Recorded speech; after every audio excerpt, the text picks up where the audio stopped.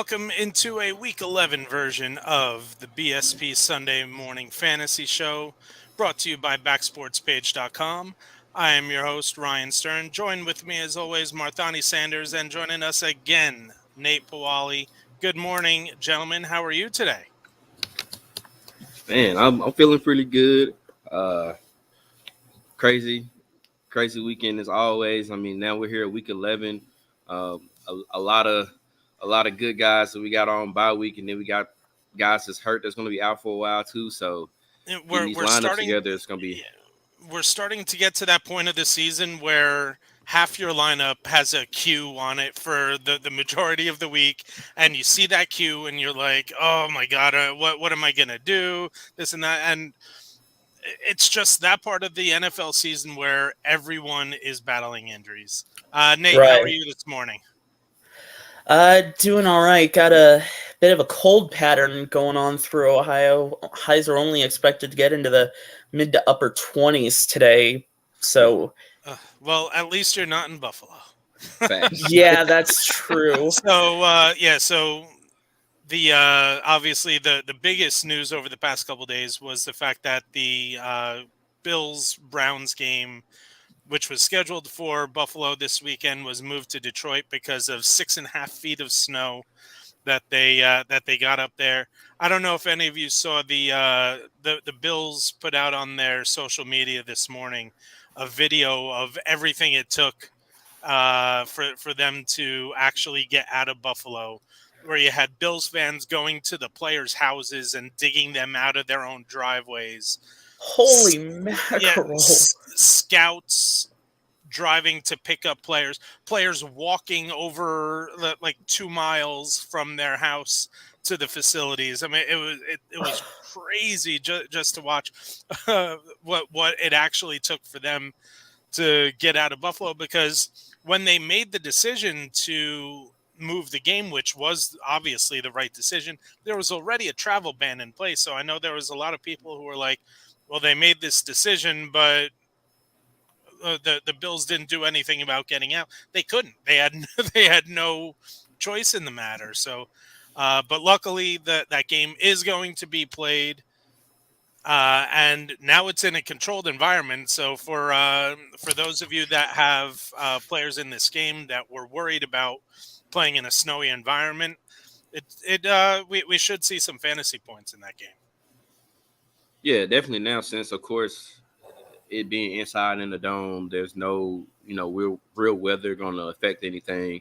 Because obviously when the news first dropped, considering about what was going to happen with the game, at this point everybody's thinking none of the players from either side are going to do anything. The hammer all the unders on everything, blah blah blah. And then now the fact that they got it moved up to Detroit inside the dome, you can kind of relax a little bit more. You know that the weather is not going to control everything. So Yeah, and I mean, it obviously made sense for Buffalo because they get to play their 4 or 5 days yep, on Oh, Thanksgiving. yeah. So they'll end up just staying in Detroit for the rest of the week. So um, that may also lead to an advantage for Buffalo. Not that they needed one against the Lions on Detroit on Thanksgiving, Oh. but it is what it is. All right, so we are going to get to our best bets and our studs and sleepers of the week. But before we get into that, I want to have a little bit of a discussion, because over the past 2 weeks, we've seen two of the top tight ends get put on IR. Darren Waller, Dallas Goedert, who have really been those the 3-4 for the majority of the season. I know Waller's been hurt for a couple weeks, but now it's officially IR. Who do we think can take over that tight end 3 spot for the rest of the week, the rest of the year? It really is one of those positions that you can. It doesn't take a lot to be a really good fantasy tight end, but we'll start off with you, Marthani. Tight end 3 rest of the year. Who are you looking at?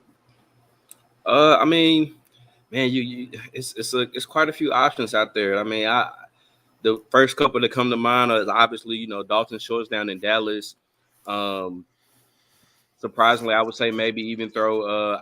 This is just me personally. I would probably throw T.J. Hawkinson in that Yeah. conversation, just because of the way that he's adjusted to being in Minnesota.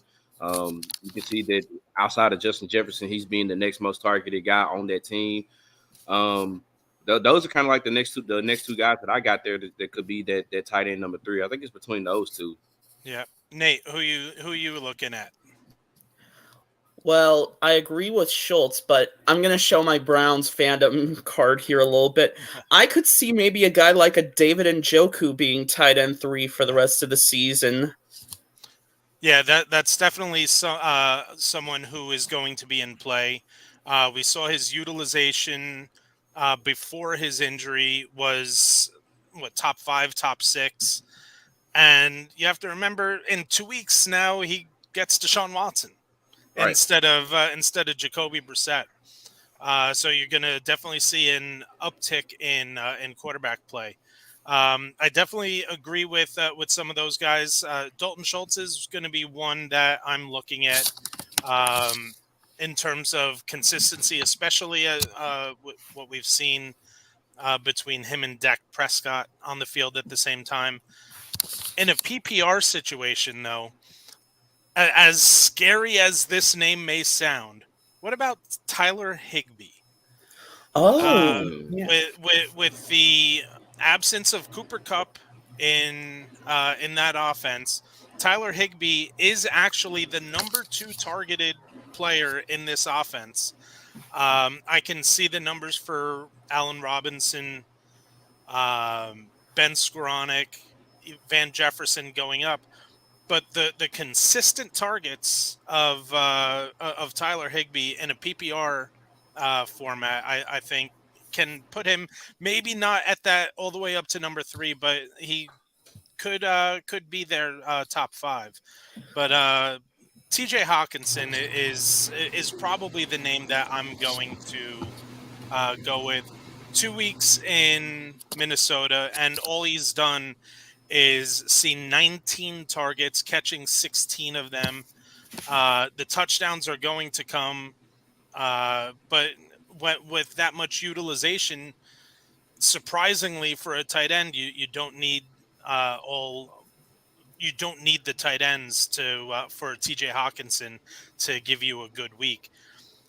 You want to know what the crazy thing is? Is that we've mentioned all these names. What, there were 5, 6 names that were just brought up for potential tight end 3 rest of the year.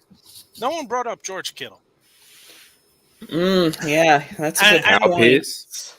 no one brought up, right, exactly. No one brought up Kyle Pitts. No one brought up Pat Freiermuth. I do like Freiermuth, but I do think his upside is capped with the quarterback situation. But, I mean, George Kittle, as great as George Kittle is, his utilization in that offense is It isn't just there. it's going down on a week by Yeah. week basis. Bringing in Christian McCaffrey, now the health of Elijah Mitchell, Debo Samuel's there, Brandon Ayuk is there. George Kittle used to be the guy. Now he's what, 4th at best in terms of targets in that offense. And when you're as good of a blocker as George Kittle is, you don't need him on every single route. So I do think Kittle is actually a good play this week. Any tight end is good any week against Arizona. Yeah. But but yeah, it's crazy that someone like a George Kittle didn't even cross my mind when I was thinking about this. I think that's just too in a way, like maybe to a fault of just all the weapons that we named there in San Francisco. Yeah, I mean, especially the fact that Brandon Ayuk has pretty much kind of came along a little bit this year, because last season he had his issues, and they were wondering to see if he was going to come along this year, and he has. So I think it kind of attributes to a lot of the weapons that they already have, and then of course bringing in Christian McCaffrey. Now Elijah Mitchell is back. It's just kind of more right. so it's not really needed of they don't have to ask as much of Kittle anymore like they did beforehand. And you also have to look at, this is still a Kyle Shanahan offense. Right. It's still going to be predicated on those running backs. I mean, last week you had Elijah Mitchell and Christian McCaffrey each getting 20 opportunities in that offense last week.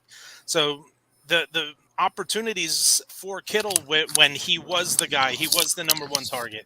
You didn't have to worry about it being a Kyle Shanahan offense because he was still going to be the number one target. That's just that not the case anymore. All right, so right now we are going to get into our picks for the week. We'll start off with our best bets. We each take two best bets of the week. Nate, why don't you give me your two best bets for week 11? Sure. So for the first best bet I have, I'm looking at first off in the 1 o'clock slate. I'm looking at the game between the Philadelphia Eagles and the Indianapolis Colts out at Lucas Oil Stadium. And when I checked it late last night, the Eagles were listed as 6.5-point favorites. I don't know if it's been adjusted since then, but I'm taking the Eagles on that line at 6.5-point favorites on the road. And what about your And then second? for my second, I'm looking at that Dallas Minnesota game that's going to be nationally televised on CBS. When I checked it last night, the money line was at 48.5 points. I'm taking the over for that game. Yep. Both of those lines are still the lines that I'm seeing on DraftKings as of right now. 6.5 for the Eagles and 48.5 in the Cowboys Vikings. I as well as Dallas's defense has played for the majority of the year. These are still two offenses that are as potent as any in the NFL. Both teams have elite playmakers at three different positions. So sometimes an offense is just going to beat a defense. Marthani, who you got? My two best bets for this week, I am going to the Los Angeles Rams New Orleans Saints matchup. Looking at the point line there, is at last time I checked was at 39.5. Yep. I'm taking the under on that. I just don't trust anyone that either team's offense to really get anything going. Both defenses are still pretty solid, so I'm taking the under on that one. And then also I'm looking at the Detroit Lions and the New York Giants. New York is favored by 3. They're at home. Detroit offense can always, try to put up those points, but they only do it really inside. Outside, they don't fare too well. So I like the Giants to take that 3-point spread to maybe even go hook it and probably go forward just to be safe with it. I think that they'll do that. I see a big Saquon Barkley game today. Yeah. And I can tell you this. I mean, I live 7 miles from MetLife Stadium. And I've had my dog out twice already. It is windy out there. Yeah. And it's even more windy inside that stadium. I don't know if either of you have ever been to that stadium, but it could be as still a wind outside the stadium. You go into that stadium, and I remember going. It was 1998. The Denver Broncos. It was Elway's Super Bowl year. They were 14-0 going into Giants Stadium. Giants ended up beating them on a last-minute touchdown. But when you go through the gate to go to your seats, it is a wind tunnel. And I remember watching my father's hat just fly off and just go. Oh, yikes. 17 sections down and 2 levels. Oh my! And it was he told that story until the day he died about about that wind in that stadium. And again, this is an indoor team. Yeah, they do get to play Lambeau. They do get to play Soldier Field, but this is an indoor team. So the wind, I think, can definitely have a negative connotation for the Lions. So I'm going to look at 2 point totals. And I'm going to go 1 over and 1 under. My under is going to be the Raiders Broncos, which right now is at 41 points. So the Denver Broncos here, I don't know if you guys have heard this. The Denver Broncos at home this year have 51 drives. How many touchdowns do they have on those 51 drives at home? They have 3. Three touchdowns That's on awful. 51 home drives. That is Now, awful. again, this is not a very good defense with the Raiders, but you know what? It doesn't take a good defense to stop this Broncos offense. Right. They barely hit that number when they played in the controlled environment in Vegas earlier this year. Now you get to play outdoors in Denver. Late, mid to late November. Yeah, I just don't see it. And now, that in that game, you had Darren Waller, you had Hunter Renfrow, you had Jerry Jeudy. No one's there. They're not there this week. So I'm gonna look for the under in that game, and then I'm also going to take the over for the Bengals and Steelers, which right now is at 40 points. I do know that the Steelers defense is much better with J.J. Watt, but Joe Burrow is not going to have the same performance this week as he did week 1 against the Steelers. This is, even without Jamar Chase, this is an offense that continues to move the ball in different ways. We've seen Joe Mixon go off for 5 touchdowns.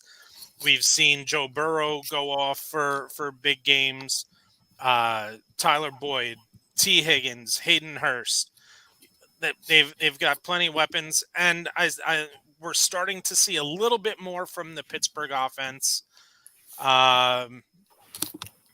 So I just 40 is a little bit too low for especially for a game right now with the Bengals. So I'm going to go over there. All right, it is now time for studs, duds, and sleepers. Again, if you have any lineup questions, make sure you send them in the comments section if you're watching on YouTube or Facebook. Or if you're watching on Twitter, send them to a tweet. We will answer the questions live on air.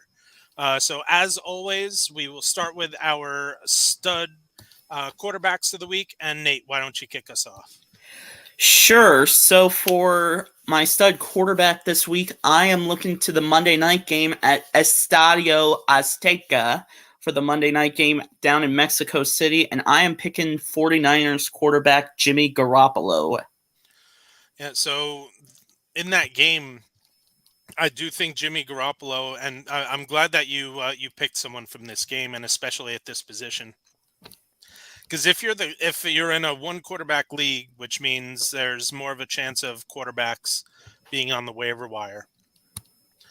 Kyler Murray is not guaranteed to be playing in this game, and with it being the last game of the week, you are going to want to have a pivot option, whether or not it's someone that you feel more comfortable playing this week or today. If there's someone you feel more comfortable playing in today's games than risking going to Kyler Murray tomorrow, or you pick up Colt McCoy, which is not the greatest option, but or Jimmy Garoppolo playing in that same game. I think right now Jimmy Garoppolo is a great pivot from Kyler Murray if you are waiting until tomorrow. All right, we have our first viewer question. Curtis Samuel versus Josh Palmer. So we've got the Washington Commanders playing against the Houston Texans today, and we've got the Los Angeles Chargers playing against the Chiefs. These are 2 options I'm not very excited for. I would kind of lean more towards Curtis Samuel because from what I've been hearing, Mike Williams and Keenan Allen are projected to come back this week and play for the Chargers. So that might knock Palmer down to a wide receiver 3 option. And Houston's defense hasn't exactly been all that great. And I also have a question here from a friend of mine who's in another fantasy league with me. Let's finish off with this question, then we'll get to that one. Marthani, who do you like in this one? Man, it's tough because I mean, me personally, I think that outside of maybe Terry McLaurin, I wouldn't do any other Washington wide receiver. I think it's going to be a Brian Robinson, Antonio Gibson game. Yep. I think they're going to want to run the ball against Houston because their run defense is pretty porous. But the fact that there could be a possibility of Keenan Allen and Mike Williams coming back, that does hurt Josh Palmer's chances to really still get those targets that he was getting. But I guess if you just had to, I'll probably lean towards Curtis Samuel, just maybe because he could still get those targets, but I just don't really see it from either one of them, honestly. Yeah, if I had to, I would probably pick Palmer, only because of the fact that there is a chance that Kansas City is up by multiple scores going into halftime, and they're just going to have to throw. How much are you going to be able to rely on Keenan Allen, on Mike Williams in both of their first games back? I'm not expecting this to be a huge Josh Palmer game, but there is a chance that Taylor Heineke throws the ball 15, 17 times all game against Houston, and Curtis Samuel, we can easily see a 3 for 27 because he is a very close to the line of scrimmage type of receiver. This is it's tough. I'd rather go out and find if you get someone like a Kadarius Toney, even a Justin Watson, on the other side of the ball from Josh Palmer. But Josh Palmer would probably be my play this week. Not excited about it though. But thank you for tuning in and for your question. Nate, you said someone sent in a question for you. Yeah, so here was a compare. Here's an option: David Montgomery or Rondale Moore. Who do you lean towards when? To me, that's easy. That's Montgomery. David Montgomery. Yeah. No Khalil Herbert anymore. It's David Montgomery's backfield. Rondale Moore, obviously, in a full PPR, is going to be safe. But with also, we got Hollywood Brown trending towards playing tomorrow for the Cardinals, so that will knock Rondale Moore to the wide receiver 3 position on that team. David Montgomery, with the way that this Bears offense is moving the ball, he's going to have just, I think, plenty more opportunities to score. To me, that's an easy Montgomery. You feel right. same way? Oh, yeah, David Montgomery. I think that's the easier one.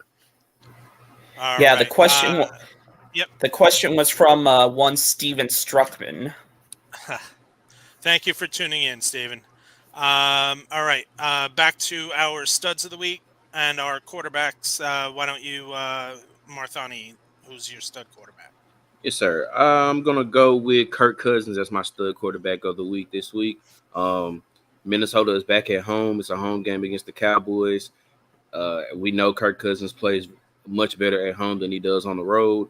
And, I mean, we've seen, even though, like I said, the Cowboys' defense is pretty good, I just think that it really doesn't matter what the defenses are going to do for either team. I think both offenses are going to kind of do what they have to do. So I like Kirk Cousins in this one this week to have a pretty good day against the Cowboys. What we've also seen is against the Cowboys, running backs that are able to catch the ball have been able to expose them a little bit, and Dalvin Cook can do everything out of the backfield.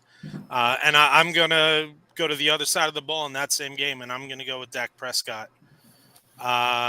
This Cowboys offense right now is as healthy as it's been all year.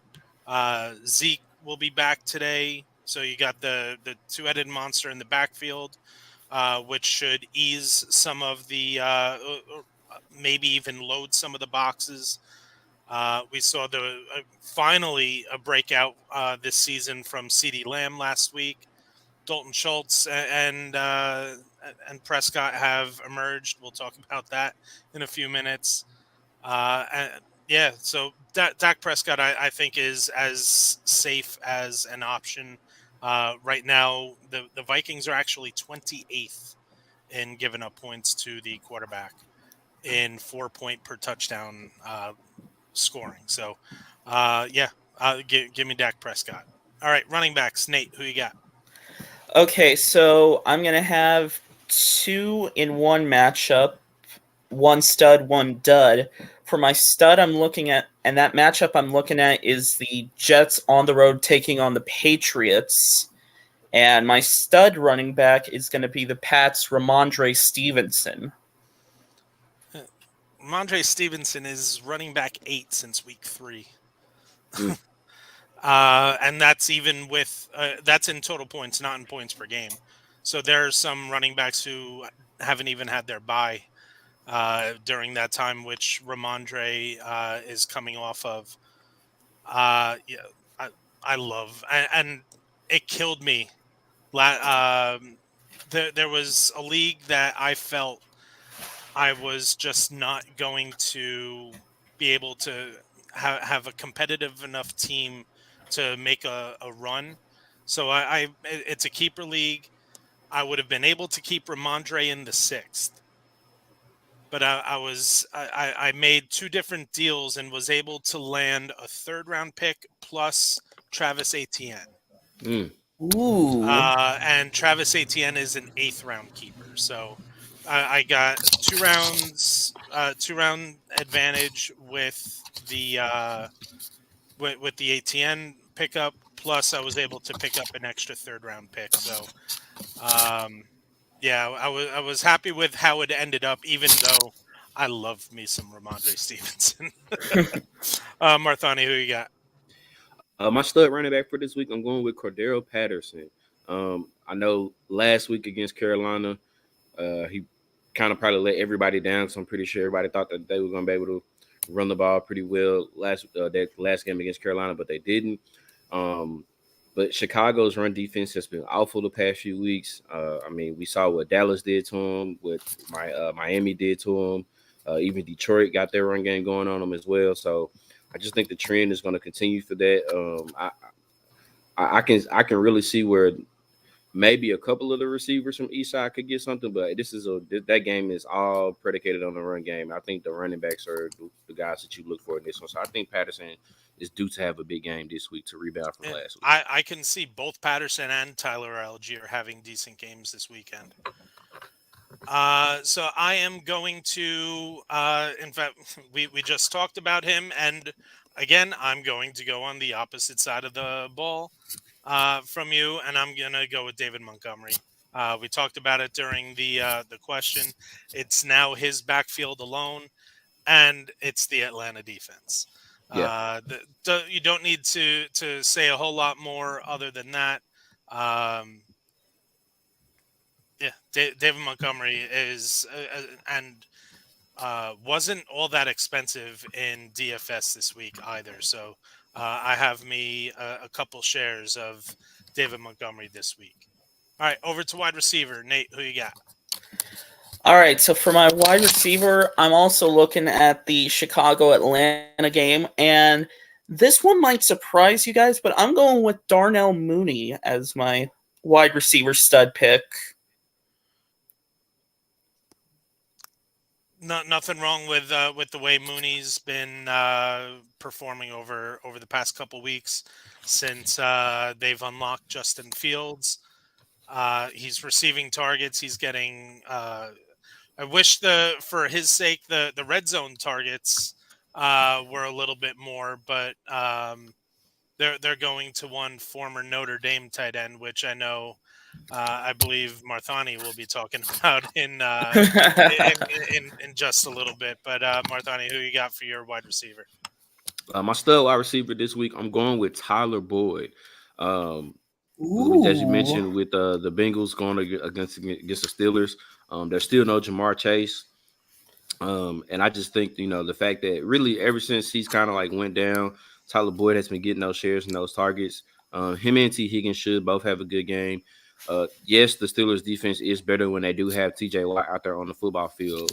But I'm right there with you, Ryan. I can't see Joe Burrow and that offense having the same type of performance they had week 1 against Pittsburgh this week in Pittsburgh. So I like Tyler Boyd to have a pretty solid game this week against the Steelers. And you also have to remember no Minka Fitzpatrick for Pittsburgh. So and we've seen Tyler Boyd be able to take the top off defenses a couple times, especially since Chase has been out. So I'm going to go with the Philadelphia Eagles wide receiver. No, not A.J. Brown. I'm going to go Devonta Smith this week. That's not a bad pick. A.J. Brown has been dealing with a little bit of an injury. Dallas Goedert no longer there. I think that this is going to be a necessary week for Devonta Smith. I can easily see a line of 7 for 65 and a touchdown. So if you're playing in a PPR, I think this is a really big week for someone like Devonta Smith. All right, tight end. Let's wrap up our studs. Nate, who you got? Well, we're going to go back to that Dallas-Minnesota game, and we're going to go back to someone who we've already mentioned quite a bit on this show today. That'd be Dalton Schultz against Minnesota. I had him as my dud last week. Look at how that turned out. Yeah, Dalton Schultz, he's just been so consistent ever since him and Dak Prescott both got back on the field together. He's definitely in consideration for that tight end 3 rest of the year. Nate, who you got? I'm sorry, Marthani. Oh, okay, my bad. So me. Well, yeah, you mentioned it earlier. My stud tight end I'm going for this week is going to be Cole Kmet. Obviously, the whatever happened, whatever changed that locked in for Chicago to go ahead and fully use Justin Fields like full potential on display. Thank goodness it's worked. Everybody's getting their targets now, especially Cole Kmet. And I mean, the Falcons defense, I think, ranks in the bottom 3rd in the league against fantasy tight ends. So he should definitely have a good day. Side note, I'm gonna be so upset watching this game because going back to the draft and the year that whole nother story. I'm gonna leave it alone. So I'm going to go to the other side of the field from Nate's, and I'm going to go with TJ Hawkinson. We said earlier in 2 games with Minnesota, 19 targets, 16 receptions. They're treating him the way that an 8th overall tight end should be treated, not the way Detroit was treating him. So he's as safe as it comes right now, outside of, and to be honest, outside of maybe only Travis Kelce. This is Mark Andrews is going to be playing today, but obviously not at 100%. Again, if you have any lineup questions, feel free to shoot them in the comments. We will answer them live on air. All right, now we will move into our dud section. So, dud quarterback of the week. Nate, kick us off. I'm not sure if I'm going to catch any flack from this one, but I am going with the Red Rifle, Andy Dalton, as my dud quarterback when the Saints take on the Rams later this afternoon. Man, this Saints quarterback situation is It's really just a hard. mess. It's hard to put your finger on because they're saying that Jameis Winston is not healthy enough to be their starting quarterback, but he's healthy enough to be a full participant every day in practice and to be their backup quarterback. He Jameis Winston, I believe he's on a 1-year contract, right? I believe so. Yeah, I think. What? Yeah. Unless you're seriously considering, and I know that the Saints don't have a first rounder this year, but it's going to be a really deep quarterback class this year. You're going to be able, and they're going to have a high pick in the second round. They're going to be able to find a quarterback there. Unless they're already seriously considering bringing Jameis Winston back and are worried about his future for next year, why not? Because Andy Dalton is not the answer there. Jameis Winston is so far the superior talent when it comes out. I'm confused. I love it, but that's Yeah, just you're a Falcons fan. Right. uh, That would be like me loving that the Cowboys went with Cooper Rush over Dak Prescott. well, I mean, to be fair, Cooper Rush did actually have a couple of decent games this season, but No, the Cowboys won some of the games. yeah, The defense won some of the games won that those Cooper games for Rush sure, played. for sure. All right, Marthani, who you got for your dud quarterback? My dud quarterback for the week, I'm going with Derek Carr. Just going up against that Broncos defense. Even not just this year alone, the past couple times he's played up against them, he just always struggled against them anyway. Like I said, he's missing guys, and man, talking about disappointment, just the Raiders. Well, I mean the AFC West in general, the way that we thought that was going to be a gauntlet, We were and all now talking that there could be 4 playoff teams out of that division. They're going to be lucky to get 2. two, right? They're going to be lucky to get 2. What a crazy division that's been. And a lot of it is due to ineffectiveness throughout the bottom 3 teams in that division. All right, my dud quarterback of the week.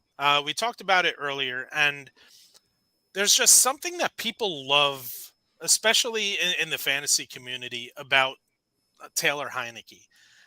He's got the fire. He plays with emotion.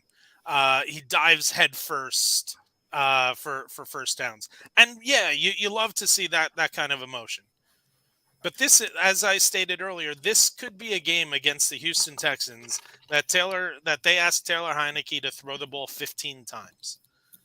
He may be very efficient during those 15 attempts, but there just isn't enough upside against this team for me to consider Taylor Heineke as a viable play this week, even in a 2 quarterback or super flex league.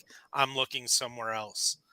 And I know both of us are going to be talking about why, with Marthani, why we think about that in our sleepers portion of the program. All right, dud running backs. Nate, who you got? so for my dud running back, I'm looking back to that Jets-Patriots game, and I am going with Michael Carter of the Jets as my dud running back, mainly because James Robinson has kind of taken over as the number 1 back in that Jets backfield. I don't know about that.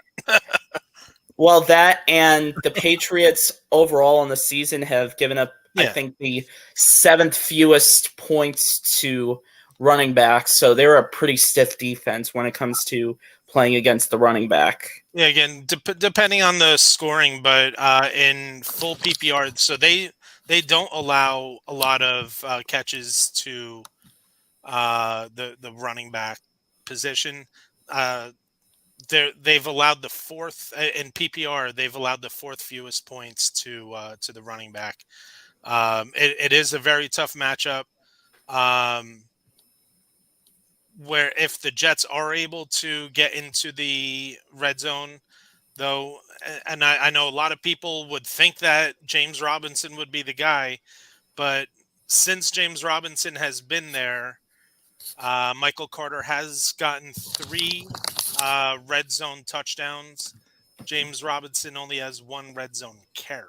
So, Ooh. again, I don't see this being a great week for him, but I think he can be started in a pinch. Marthani, who you got? My dud running back, I'm going with DeAndre Swift.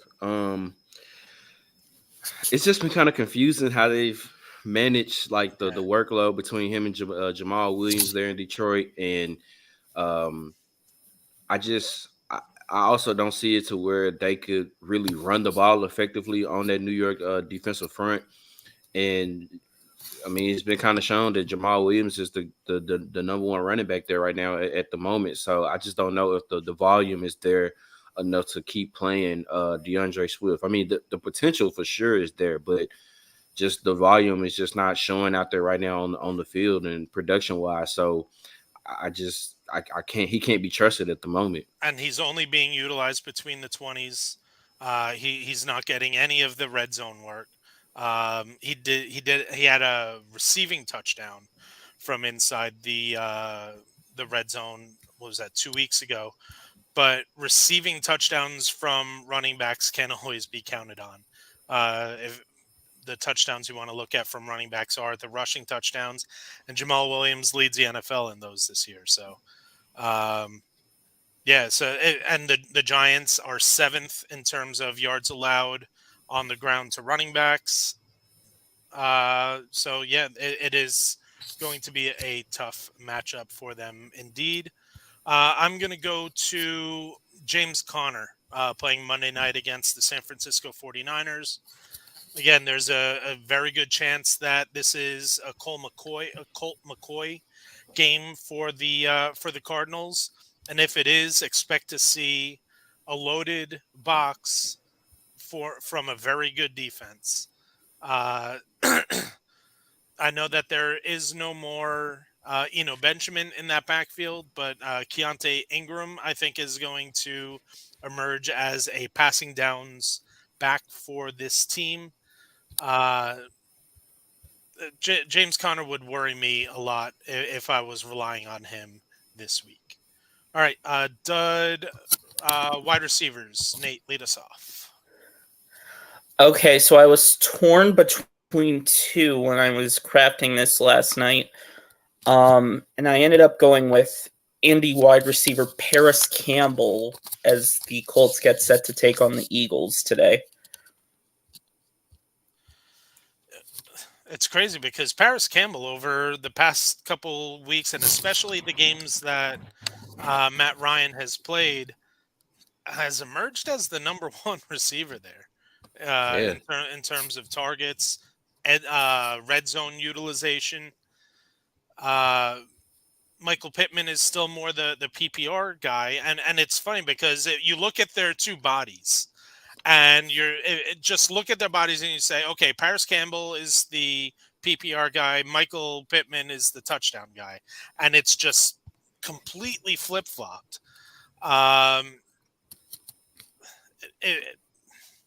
It's so tough to trust Paris Campbell just because there is no real track record with him doing this over any extended period of time. Orthani, who you got? My dud wide receiver that I'm going with for this week. A couple weeks ago, I had him as my stud, and he did pretty well. But I don't think he'll do so well this week. Maybe not even for the rest of the year. And that's Adam Thielen. We already mentioned, T.J. Hawkinson Yep.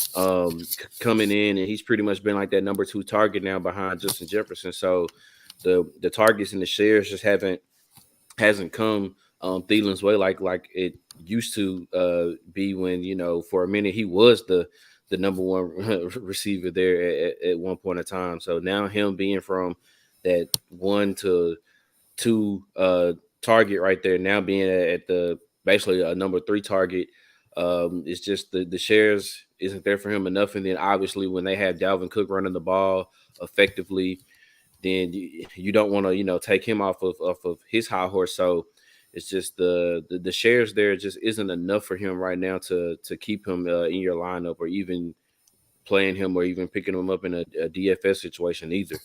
Yeah, Minnesota will always be one of the most balanced teams in terms of how they attack with the run and the pass.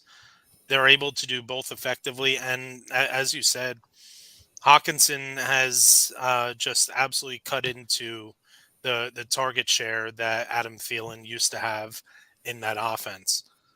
I'm going to go with DJ Moore for the Carolina Panthers. We have Baker Mayfield is going to be back starting for the Panthers. And we just have not seen any sort of connection between DJ Moore and Baker Mayfield throughout the first couple of Mayfield's starts there. Once DJ Moore started having good games, it was when PJ Walker was back there. And I know a lot of people are going to be like, oh, well, it's a great matchup. You got the Baltimore. Yeah, we're at the point of the year where those season-long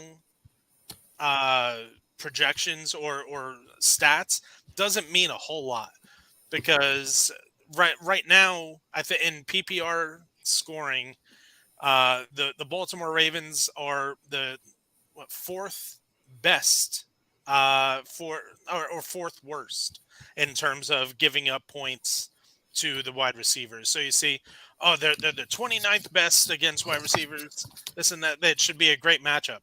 But over their last 6 games, they're a top 10 in terms of giving up points to the wide receiver. They've done a much better job over the last 6 games. They got killed those first 4 games by the wide receiver, and that skewed the entire season numbers. So the matchup and the fact that we haven't seen the connection between Baker and DJ Moore as of yet is why I'm staying away from him there. Dud tight ends, Nate, who you got? Okay, so I'm looking at that Cincinnati-Pittsburgh game in the 425 slate, and I am actually going with Hayden Hurst as my dud tight end because he's not really seen a whole lot of volume come his way. And with Boyd and Higgins really kind of stepping in to fill Chase's shoes, I don't know Joe Burrow's going to give a whole lot of looks Hurst's way, so... Hurst he's someone you can't trust on a weekly basis because he's going to have those weeks where he's 1 for 7, and then he's going to have the weeks where he's 5 for 44 and a touchdown. But you can't predict those weeks that it comes with Hayden Hurst because it doesn't always come in the good matchups, and it doesn't always stay away in the bad matchups. He's tough to trust. Marthani, what you got? My dud tight end for the week, I'm going with Taysom Hill. He's pretty much just kind of had that one big game that he had against Seattle, and then after that, it's just been Wasted like 50 of my damn fab in my oh, ouch! I mean, and I'm pretty sure you're not the only one who's feeling that way, Ryan. So I mean, I know everybody's probably feeling that way. Just the fact that it's just like it's being wasted. I mean, I don't even know if they even have like a true tight end there in New Orleans anyway. So, but just the fact that they he's do, just it's been, Juwan Johnson. yeah, it's probably that's probably it. Has been really consistent over the past 2 weeks, but friggin' Taysom Hill. I'm starting to feel like you. I hate the Saints. I just have not been able to do well with Saints. It's crazy.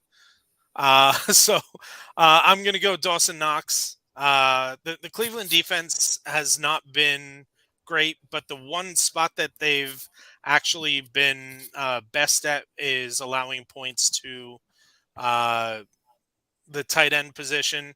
Dawson Knox, as clutch as he can be, he's another one of those guys that he just does not receive enough volume week in, week out to be a viable option. I was shocked. I tried in one league that I was. I actually have both Dalton Schultz and Mark Andrews because someone had dropped Schultz earlier in the year when he got hurt. So I had picked up Schultz. I had a pretty deep bench. I tried to trade Schultz to the Knox owner. I guess he thought I was being greedy in what I was asking for, and I probably was. But but I was shocked because he seemed to think that Dawson Knox was a reliable target, and he's not. All right, let's wrap up this week with our sleepers and quarterback. Who you got, Nate? Now, this guy you already mentioned as your as my dud, yeah. Yeah, Taylor Heineke. Yeah, obviously the Houston Texans do not have a great defense. Daniel Jones had a really good week against them last week, and so did Saquon. So is the opportunity there for Heineke to have a good week? Yeah, because the defense is just so bad. My only worry is that I'm afraid he just does not get the enough times to throw the ball. But if the touchdowns that we are counting from, especially early in the game, come through the air instead of on the ground, Heineke can be a sneaky start. I'm just not counting on it.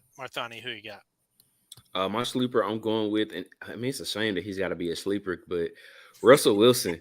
It's a shame that he has to be a sleeper, but I mean, his best game of the year so far was against his Raiders defense. His only top 12 performance on the year. So, top 12 on the year, and it's against the Raiders. Crazy. So it's like, I guess, why not to see if he can, do it again. Obviously, he won't have Jerry Jeudy, but there's still Cortland Sutton there. And then there's a couple other weapons that he have that I may mention again. But, I mean, the Raiders defense is just, I mean, it's awful. So why not try to see if he can go it again? Maybe in a super flex, if you don't have anybody else to play, go ahead and put him in as your second quarterback. Why not? Yeah, it's going to be tough to start him in a one quarterback league, but in a super flex where there have been weeks where I've started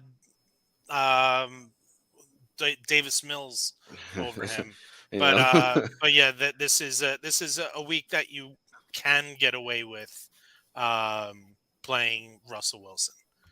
I'm going to go with my boy Daniel Jones this week. Especially on the ground. I think that this is one of those games that we can see because of the wind, they may end up loading the box, trying to take away Saquon early in the game. When teams have done that, when teams have focused on Saquon, Daniel Jones has been really effective running the ball. And he's made great decisions all year. I mean, Daniel Jones is actually in the bottom third of the league in terms of turning the ball over this year. That used to be his thing. He used to be at the top of the list when it came to turning the ball over. He only has 4 turnovers all year this year. In the 9 games the Giants have played, and that's one of the reasons their record is what it is. Sleeper running backs. Nate, who you got? Okay, so for my sleeper running back with Gus Edwards out, I'm looking at Kenyon Drake in the Baltimore-Carolina game.